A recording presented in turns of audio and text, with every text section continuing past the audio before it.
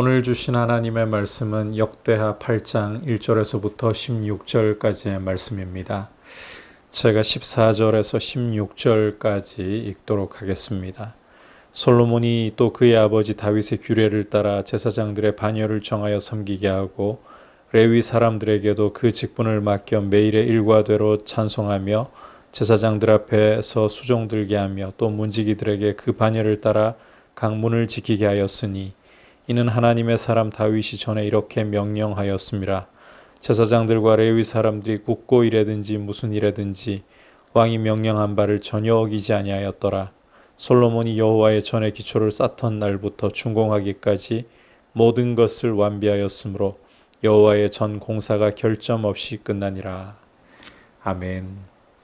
오늘 우리가 함께 살펴보려고 하는 이 역대하 8장 1절에서부터 16절까지 말씀은 크게 세 가지 내용을 다루고 있습니다. 먼저는 솔로몬의 이 건축 사업에 대해서, 그리고 두 번째로는 솔로몬이 건축 사업에 동원한 이들이 이스라엘 자손들이 아니라 가나안 땅에 남아있던 이 가나안 민족들, 그리고 마지막으로는 이 바로의 딸을 위해서 따로 궁을 건축하고 거기에 바로의 딸을 거하게 하며 성전 제사를 하나님 앞에 규례대로 드리게 하는 것입니다. 자, 우선 오늘 말씀 1절에서부터 6절까지 내용을 보시면 솔로몬이 여호와의 전과 자기 궁궐을 20년 동안에 건축하기를 마쳤다. 그리고 또 후람이 솔로몬에게 되돌려준 성읍들을 솔로몬이 건축해서 이스라엘 자손이 거기 거주하게 했다. 그리고 또 3절 이하에서는 이 하마 소바를 쳐서 점령하고 또 광야에서 다두몰 건축하고 하맛에서 모든 국고성들을 건축하고 윗 베토론 아래 베토론 건축하고 성벽과 문과 문빗장이 있게 하여 견고한 성읍으로 만들고, 이렇게 건축 사업에 대해서 계속해서 6절까지 이어서 말씀을 하고 있습니다. 이 건축 사업이라는 것이 나라가 계속 전쟁 중에 있고 또 평안하지 못하다면 하기가 굉장히 어려운 일입니다.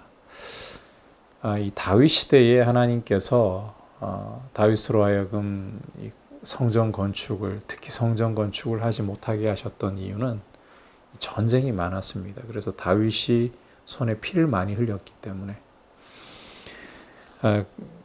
그 손으로 피를 많이 흘렸기 때문에 너는 할 수가 없다. 이제 이 솔로몬 시대에는 평화의 시대입니다. 번영의 시대입니다. 그러다 보니까 이렇게 건축 사업을 할 수 있다는 거예요. 이것이 보여주는 것이 솔로몬 시대가 얼마나 이 평화와 번영의 시대였는가. 아울러서 7절부터 10절까지 해서 이 이스라엘 사람들은 지휘관이 되고 가나안 땅에 남아있던 이 가나안 부족들은 일꾼이 되어서 건축 공사에 참여했다. 이것은 이스라엘 사람들이 원래는 진멸되어야 했지만 남아있던 이 가나안 부족들 위에서 다스리고 있는 모습을 보여주고 있습니다. 이로써 이스라엘이 승리의 영광을 누리고 있구나. 평화와 번영과 승리가 이스라엘의 이 솔로몬 치하에서 이루어지고 있구나 하는 것을 볼 수가 있습니다. 이것은 솔로몬이 잘나고 뛰어나서 이런 일을 이룰 수 있었던 것이 아니라 다윗 시대에 먼저 하나님께서 다윗을 통해서 주변 나라들과 전쟁하여 이기게 하심으로써 이 평화와 번영의 기초를 놓게 하셨고, 이 솔로몬 시대에는 이 기브온에서 1000번제를 드리면서 하나님께 백성들을 잘 다스릴 수 있는 지혜와 지식을 달라고 구할 때에 이것이 하나님의 뜻에 맞기 때문에 솔로몬에게 이런 지혜와 지식뿐만 아니라 부와 영광도 주시겠다. 그 지혜와 지식으로, 그리고 또 부와 영광으로 나라를 다스리는 가운데 온 나라가 이렇게 번영하고 평안하고 승리하는 모습을 가지게 되었다라는 것입니다. 그것을 오늘 말씀 속에서 우리가 부정적으로 이 역대기 기자가 기록하고 있잖아요. 긍정적인 면에서 그렇게 보아야 한다는 것이죠. 하나님이 은혜를 주시니까 이렇게까지 나라가 잘 번성해 나갈 수 있구나. 자, 이런 은혜에 대해서 이제 11절부터 솔로몬이 한 일을 보면 바로의 딸과 이 정략 결혼을 한 것이죠. 이 바로의 딸을 데리고 다윗 성에서부터 그를 위하여 건축한 왕궁에 이르러 이렇게 말을 한 거예요. 내 아내가 이스라엘 왕 다윗의 왕궁에 살지 못하리니 그 이유가 여호와의 궤가 이른 곳은 다 거룩함이니라. 자, 솔로몬이 자기 아내인 이 바로의 딸을 위해서 따로 건축을 한 궁에 머물게 했다. 이것은 하나님의 궤가 이 다윗 성에 이르렀기 때문에 그래서 이방 여인이 이 거룩한 곳에 있게 해서는 안 된다. 이 거룩함을 지키고자 하는 노력이라는 거예요.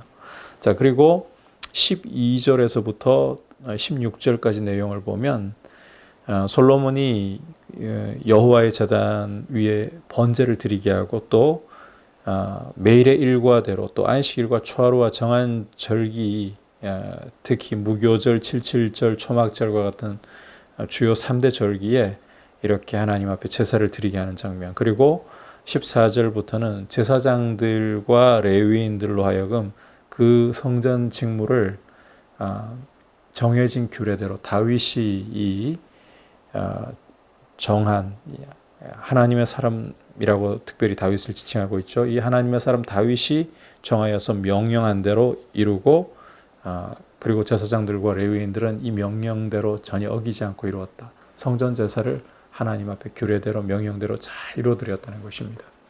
은혜를 받았다면 이렇게 하나님의 은혜 앞에서 성도는 이 거룩함을 지켜나가기 위해 힘을 쏟아야 한다는 것이고 하나님 앞에 예배자로서의 이 삶을 잘 드리는 것이 얼마나 중요한가.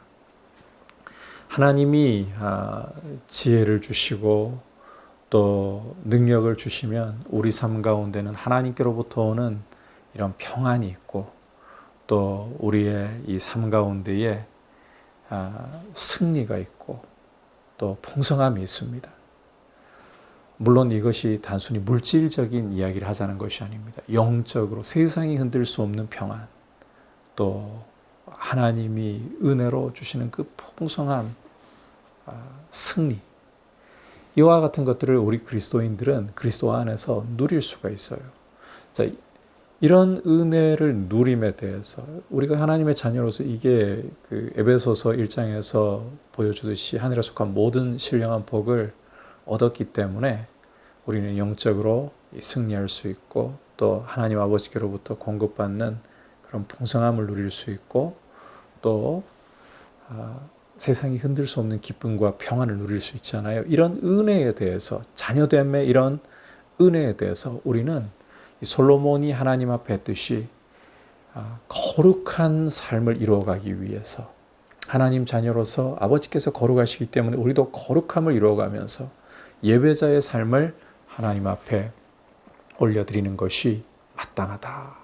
특히 이 예배자의 삶을 살아가고 거룩하게 살아가는 데 있어서 이 로마서가 보여주는 아주 중요한 부분은 로마서 12장 1절과 2절에서도 읽을 수 있지만 하나님이 기뻐하실 거룩한 산제사로 우리 자신의 삶을 드리는 것입니다. 이 세대를 본받지 않고 하나님의 선하시고 기뻐하시고 온전한 뜻이 무엇인가를 분별해서 그 뜻대로 순종하는 것입니다. 그것이 우리가 하나님 앞에 은혜 앞에 응답하며 드려야 할 우리의 모습이 되어야 합니다. 오늘 이 말씀을 통해서 그렇게 하나님이 주시는 은혜를 우리가 받아서 누리고 있고 또 이 은혜에 대한 응답은 거룩한 삶이고 예배자의 삶이다. 이 사실을 기억할 수 있기를 축복합니다. 이제 말씀을 생각하면서 함께 기도하도록 하겠습니다. 먼저는 말씀처럼 예수 그리스도의 십자가로 우리에게 은혜를 베풀어 주셔서 자녀됨의 권세, 영적인 평안과 승리와 풍성함을 하나님 아버지께서 주셨는데 그 은혜에 합당하도록 우리가 거룩한 삶을 드리게 하시고 예배자의 삶을 살아가게 하여 주옵소서. 그리고 다가오고 있는 수능을 주님 기억해 주시고 우리 자녀들 끝까지 최선을 다할 수 있도록 용기를 주시고 무엇보다 믿음 가운데 서서 주님을 경외하는 자녀들 될 수 있게 해달라고, 또 코로나 바이러스가 잠잠케 해달라고 같이 기도하겠습니다. 하나님 아버지, 오늘 말씀을 통해서 하나님이 주시는 은혜에 대해서 응답으로 거룩함을 이루어가며, 또 무엇보다도 예배자의 삶을 살아가는 것이 얼마나 중요한가를 보았습니다. 솔로몬이 하나님이 주시는 은혜로 말미암아 번영을 누리고 승리를 누리고 또 승승장구할 수 있는 그런 모습을 경험했고, 또 그에 대해서 거룩함을 지키려고 하고 성전 제사를 지키려 했던 것처럼 우리의 삶이 그렇게 하나님의 은혜에 응답하는 삶이 될 수 있게 도와주시고, 이제 수능을 앞에 두고 있는 우리 자녀들에게 지혜를 주시고 용기를 주시고, 또 어떤 것보다도 믿음을 주셔서 하나님 기뻐하시는 귀한 자녀들로 손이 수고한 대로 열매를 거두게 하여 주옵소서. 코로나 바이러스가 주님 확산되지 않도록 긍휼을 베푸시고 잘 제어될 수 있도록 은혜를 베풀어 주시옵소서. 예수님의 이름으로 기도드립니다. 아멘.